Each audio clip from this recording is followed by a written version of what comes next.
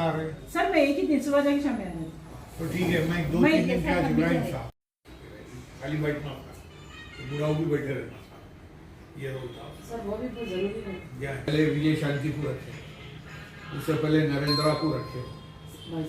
हमेशा बाजू में एक को रखे और जिस किया से एमएलए से लड़े थे, बेगम बाजार से हारे थे। अभी ये 6 चीज अमल में नहीं लाया तो कांग्रेस एमपी में मार खाती देख लो, फिर ये भी एक शर्त है।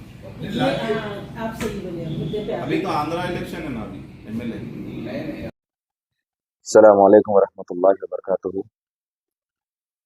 अल्हम्दुलिल्लाह आज उर्दू डेवलपमेंट जॉइंट काउंसिल के बैनर के तहत आज यहाँ पर काफ़ी उर्दू के ताल्लुक से मोहब्बत रखने वाले लोग मौजूद हैं और एम.ए. सिद्दीकी साहब जो हर वक्त माइनॉरिटीज़ के लिए जितने भी तबके हैं वर्टिकल से उसके लिए फ़िक्र रखते हैं और हर एक मौका ढूंढते हैं कि माइनॉरिटीज़ की तकलीफ़ को दूर करने के लिए इजलास रखें। और आज उनके साथ साथ मेरी बड़ी बहन निराज खान में यहाँ पर मौजूद है। उनकी सदारत में, रासिया मैडम की सदारत में एक छोटी सी मीटिंग रखी गई थी। इसके ऊपर अल्हम्दुलिल्लाह मैं सिर्फ इतना ही पहले तो मुबारकबाद दूंगा आप सबको कि इतनी फ़िक्र हमको यहाँ पर लेकर आई है और काश इस इतनी फ़िक्र या इसमें से थोड़ी सी फ़िक्र गुजरी हुई गवर्नमेंट को होती और अब आई हुई गवर्नमेंट को अगर हो जाए तो मैं नहीं समझता हूँ कि ऐसे मीटिंगों की ज़रूरत पड़ेगी। उर्दू के साथ जो सौतेला सलूक काफ़ी बरसों से किया जा रहा है, उससे जो असर माइनॉरिटीज़ की कौम पर जो हो रहा है उसके लिए जिम्मेदार खुद माइनॉरिटीज़ है। किस वजह से जिम्मेदारी है? सबसे पहले तो उर्दू खुद सीखें, अपनी औलाद को उसको तरबियत दें, उर्दू सिखाएं। आप जितनी तवज्जो और जितनी अहमियत आप इंग्लिश मीडियम स्कूल में किसी को डालने के लिए देते हैं, उतनी ही तवज्जो, उतनी ही फोकस माँ बाप अगर घर में उर्दू सिखाने के लिए दें, उसका 10% दे दें। अभी मीटिंग के दौरान में मैडम फरमा रही थी कि हमारे पास कितने ऐसे लोग हैं जो माँ बाप औलाद को सिखा रहे हैं उर्दू, जब आप खुद घर का ही बेदी लंका ढाता है। बात याद रखिए आप, हम मुस्लिम माइनॉरिटी बिलखुसूस उर्दू इतनी खूबसूरत लैंग्वेज है, इतनी खूबसूरत लैंग्वेज है कि दौरान जंग या दौरान बहस उर्दू के सही अल्फाज इस्तेमाल किया जाए तो उस बहस और उस तकरार एक सुलारेमी का मामला बन जाता है। और रहा सवाल उर्दू के तरफ से डेवलपमेंट का, आज उर्दू के तरफ से उर्दू स्कूल्स में पिछले 9 साल में पास्ट 10 ईयर्स 9.5 ईयर्स में जो है ना, इतना डिजास्ट्रस हमारे साथ इनजस्टिस हुआ है तेलंगाना में। उर्दू टीचर्स का अपॉइंटमेंट्स नहीं हुआ है। टिमरीज नाम है Telangana minority residential education institutions. आप बताइए, माइनॉरिटी के लिए सबसे जो पहला लैंग्वेज हम प्रीफर करते हैं, जो हमारे पास बोली जाती है, जो स्टेट की सेकंड ऑफिशियल लैंग्वेज है, वो है उर्दू। उसको गवर्नमेंट ने वादा किया था कि वो प्रमोट करेंगी, उर्दू को सेकंड लैंग्वेज का दर्जा देगी। बोलने से नहीं होता है। और मैं तमाम उन माइनॉरिटी लीडर्स को एक मैसेज आज ये देना चाहता हूं कि बराए मेहरबानी तनकीद करना कम करिए। आप उसको जो है ना अमली जामा पहनाइए। आप तनकीद करना बंद करिए। कोशिशें इजलासें बहुत हो रही है, उसको एक प्रैक्टिकल मूवमेंट देना जरूरी होगा। नशिस्तन गुफ्तन बर्खास्तन, इसमें बात खत्म हो जा रही है। ये नहीं होना है। हर दूसरे दिन, हर 8 दिन में एक बार एम.ए. सिद्दीकी साहब इस ताल्लुक से सिर्फ उर्दू नहीं, माइनॉरिटीज के हर उस शेबे से जो माइनॉरिटीज आज नुकसान उठा रही है, चाहे वो आपको माइनॉरिटी फाइनेंस कॉर्पोरेशन से रहने दीजिए, वक्फ की जायदादों से लेकर रहने दीजिए, चाहे वो हज कमेटी से रहने दीजिए, उर्दू एकेडमी से रहने दीजिए, हर दूसरे एंगल से मुसलमान को जिस तरीके से तबके से मुसलमान को नुकसान हो रहा है, उसके लिए आवाज उठाई जा रही है। जगह जगह पर मौके के तहत जो है ना, मुस्लिम माइनॉरिटीज अपने काम धंधे छोड़कर इजलासें रख रहे हैं, राउंड टेबल कॉन्फ्रेंसेस रख रहे हैं, सिर्फ और सिर्फ हुकूमत को जगाने के लिए। अब हुकूमत अगर अभी भी नहीं जागेगी, आपका काम है जागना साहब, हमको हमारा काम है करने के लिए। आपके काम को याद दिलाने के लिए हम नहीं बैठे, आपको इलेक्शन में वोट डालकर आपको जिता कर लाए हैं। केसीआर जो अपने को सो कॉल्ड सेक्युलर सीएम बोलते थे, उन्होंने भी यही झूठे वादे करे, 12% रिजर्वेशन का बोले, उर्दू को दूसरी जबान सरकारी जबान बोले। अब मैं दूसरे सब्जेक्ट्स पे ले जाता हूँ क्योंकि आज उर्दू का मामला है। मेरी आप present chief minister Revanth Reddy से गुजारिश है, एट दी अर्लिएस्ट आपको 1 महीना 1.5 महीना हुआ है, आपकी हुकूमत कायम हुई है, जल्दी से जल्दी जो है ना वक्फ बोर्ड चेयरमैन अपॉइंट करिए, माइनॉरिटी से रिलेटेड जितने बड़े कॉर्पोरेशन के जो चेयरमैन है, डायरेक्टर्स है, उसको अपॉइंट करिए। और माइनॉरिटीज जिस दुख और तकलीफ से पिछले 9.5 साल में गुजरी है, बराए मेहरबानी इसके ऊपर अटेंशन दीजिए और उसको रेक्टिफाई करिए। और हमारा काम आपको तनकीद करना नहीं है, सिर्फ आपको आगाह करना है। बहुत बहुत शुक्रिया। अस्सलाम वालेकुम। अस्सलाम वालेकुम। मैं सैयद इकबाल अली, मैं टीआरएस पार्टी नामपल्ली कॉन्स्टिट्यूंसी का जनरल सेक्रेटरी हूँ। आज हमारे Urdu academy and Urdu development joint council का आज मीटिंग रखा गया। इस मीटिंग के सदारत हमारे एमए सिद्दीकी साहब और हमारे मेरा खान मैडम और आपका नाम आसिमा मैडम के अंडर में ये मीटिंग रखा गया, क्योंकि आज उर्दू जबान को जो नेग्लेक्ट करना गया, जो हमारे टीआरएस पार्टी ऑलरेडी इससे पहले भी हमारे हुकूमत में सेकंड दर्जा देने की बात करी, मगर ये बात आज तक अमल में नहीं लाई। और हम यही चाहते हैं कि कांग्रेस हुकूमत से अब जितना भी डेवलपमेंट होगा उर्दू अकादमी का और उर्दू अकादमी के चेयरमैन जो भी आएंगे, हम उनका कई दिल से इस्तकबाल करके और उनसे हम ये करेंगे कि अच्छे से अच्छा हमको चेयरमैन होना और पब्लिक का हर एक का उन्हें अपने को फैसिलिटीज देना, जैसे कि सिल्क डेवलपमेंट है, कंप्यूटर्स है, वो है। ये हमारे आज जितने भी स्टूडेंट्स है उनके लिए एक अच्छे से अच्छा पैगाम देके ये डेवलपमेंट के लिए जो भी है हमारे को ये करना। जय हिंद। अस्सलाम वालेकुम। Khwaja Mansoor Goshamahal contested MLA. आज मैं उर्दू के लिए बोलूँगा कि उर्दू के लिए इतना फंड वापस हर गवर्नमेंट को फंड मिला उर्दू अकादमी के लिए, और उर्दू अकादमी में भी जो भी फंड मिला सही इस्तेमाल नहीं हुआ।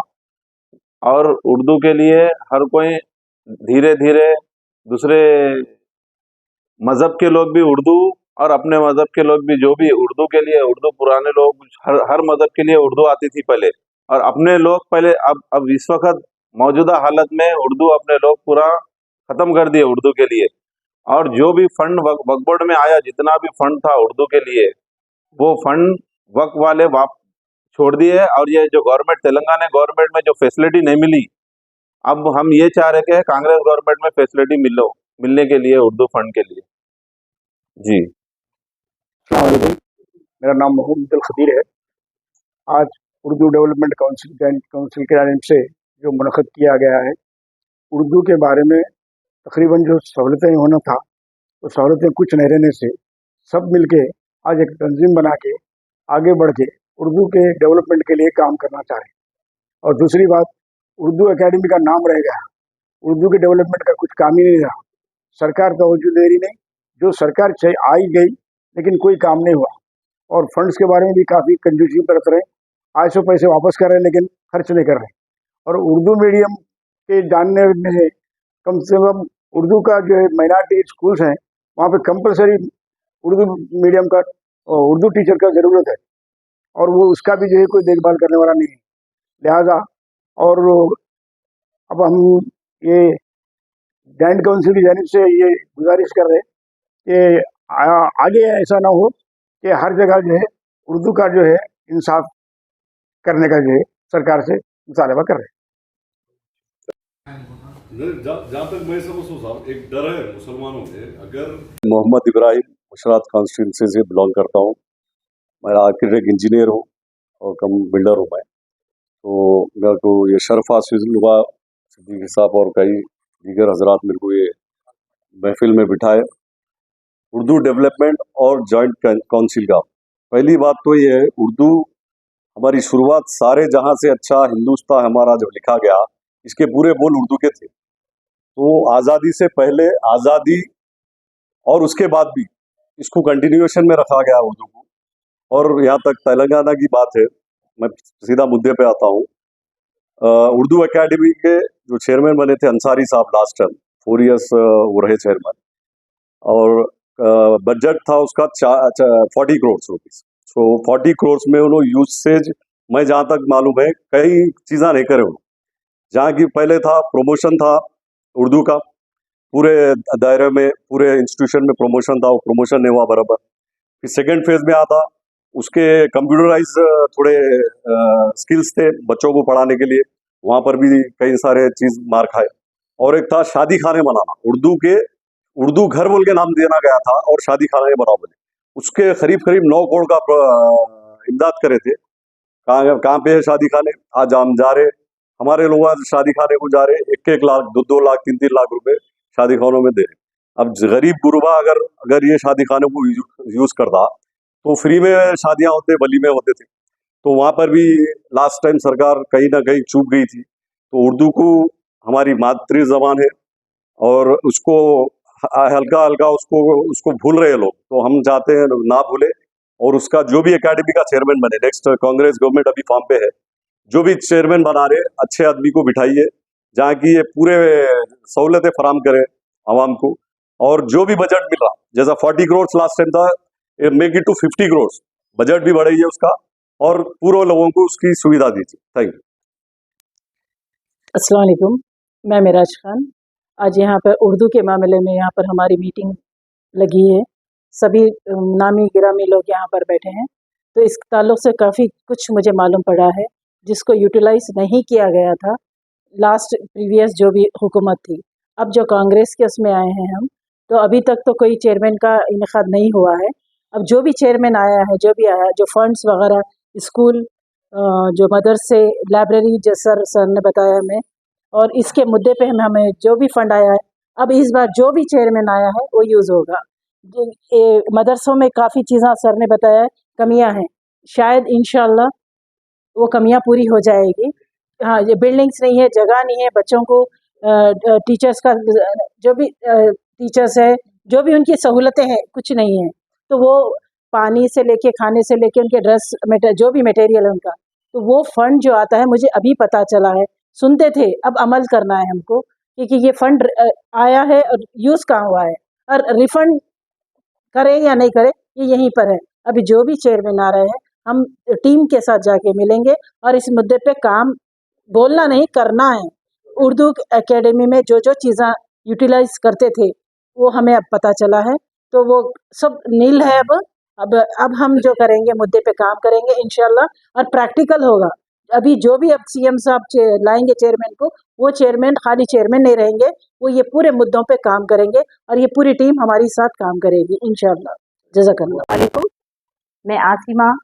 आज यहाँ पर उर्दू डेवलपमेंट जॉइंट काउंसिल की तरफ से एक मीटिंग मुनक़िद की गई, जिसमें उर्दू सब्जेक्ट पर ही हम तमाम लोगों के सवालात थे।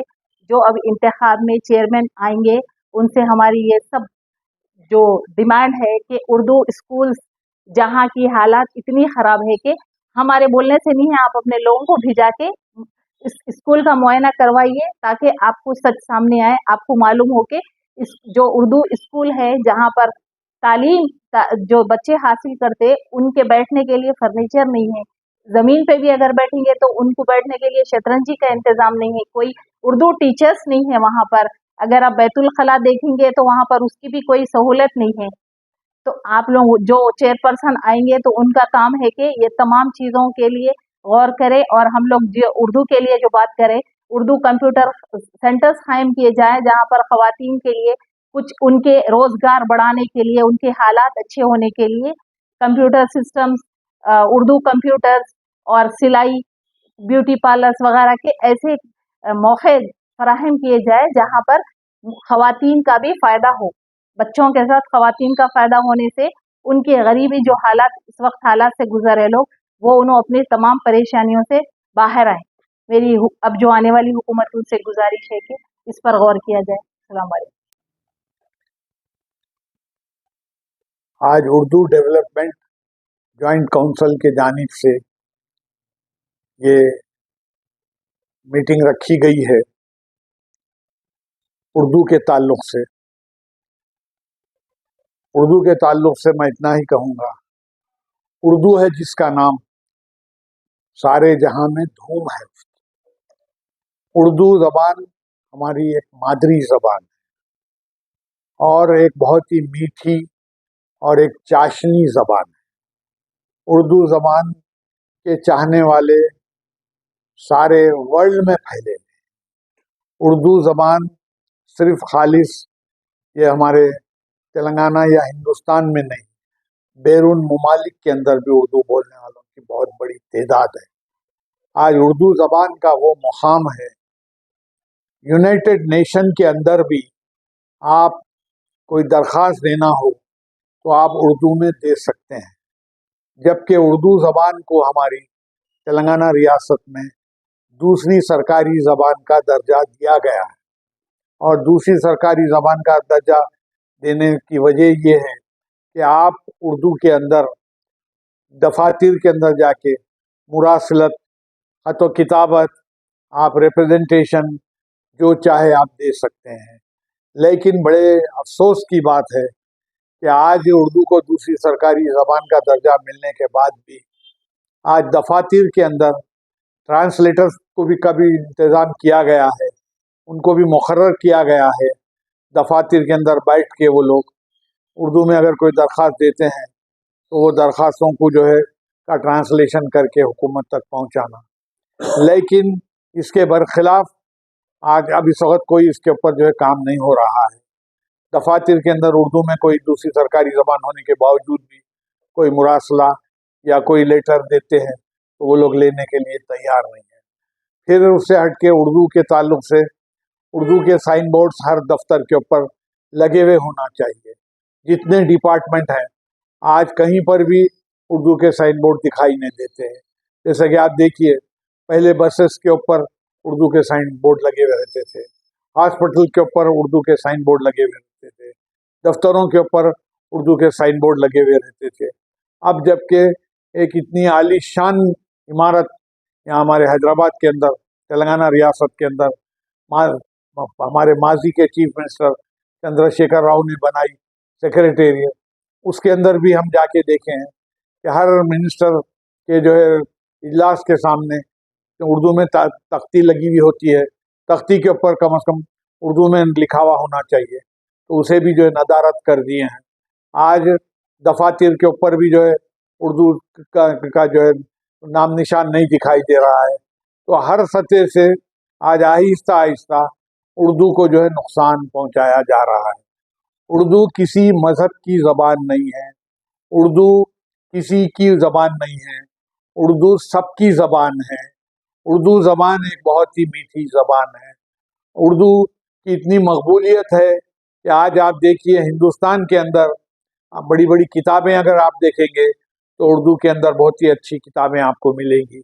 उर्दू के मुकालमे जो है सिनेमाओं में लिखे जाते हैं, उर्दू की शायरी सिनेमाओं में जो है फिल्मों के अंदर जो है वो जो इस्तेमाल की जाती है।